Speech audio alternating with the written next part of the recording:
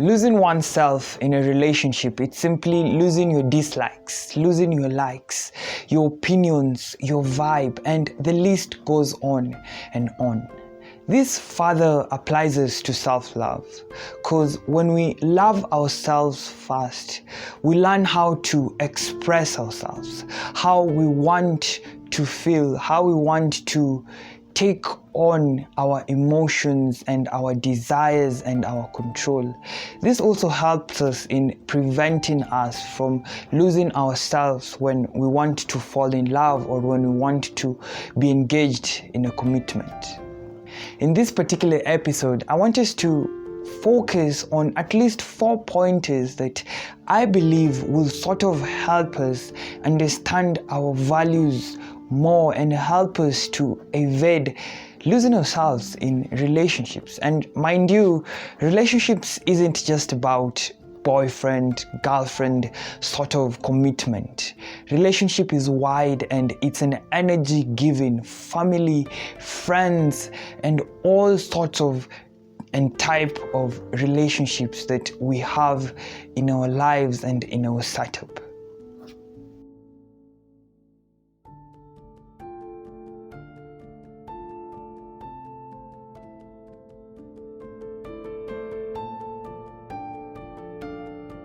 Allow me to say that as I was researching and reading through this particular topic, it actually also made me realize that I have been making the wrong approach. I've been taking the wrong steps, making the wrong decisions when it comes to relationships and when it comes to self-love and that. But allow me to recommend this particular ebook. You can find it either on Amazon, or I'll link up the website that takes you direct to this book. I'm not sure whether they have an actual book, but feel free and find time.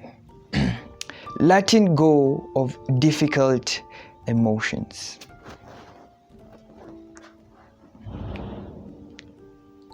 Have your own life.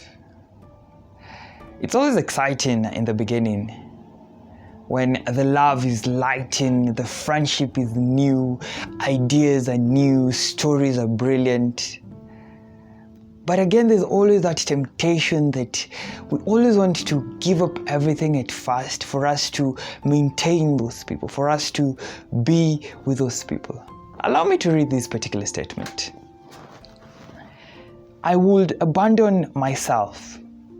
I would give up my friends, my passions, and my dreams. I would lose my own identity in the name of love. My main priority was to keep them happy so I could keep the relationship going. Wait, I feel you. I know you're listening through that statement and you're like, okay, who does that? But mind you, a lot of people are victims. Maybe your friends, maybe you yourself who's watching. But there's always a saying I always tell myself. No matter how much we want to convince ourselves that we have somebody in our lives, no matter how much we want to convince ourselves that we are safe under someone, we are safe under people, you still have your life. Know who you are. Try this little exercise. Write down your dreams, your passions, your vision, your goals. Have your desires on check. Just round up everything that you've always wanted to do. Did you ever want to travel? Do you want to start a new hobby? Did you want to, start a new venture? Do it. But warning, because somebody else comes in your life or you feel you found somebody else, don't just let go of your passion. Don't let go of your happiness, your joy. It all matters in the long run. Trust you me, if somebody loves you, they'll let you be you. It's not about controlling your life. It's about pushing you to become a better person, Push yourself. Let the people who claim to love you help you grow to the next level. Communicate openly. Relationship coaches, advisors, counselors will always agree in one thing, that communication is important in any type of relationship. Be it a business, be it love, romantic relationship, be it in a family, whichever type of relationship, communication matters. Speak out your mind. Talk out your weaknesses and your strengths. Speak out what you like and what you don't dislike. When there's a problem, speak it out. We always say that the truth hurts, but it has to be said. Don't be afraid to speak out when you are hurt. Don't be afraid to speak out when things are wrong. Always take every opportunity to speak it out. There's a blogger who was writing that she had to talk to her spouse about what she likes and what she dislikes. She had to speak it out when she felt like she's losing herself.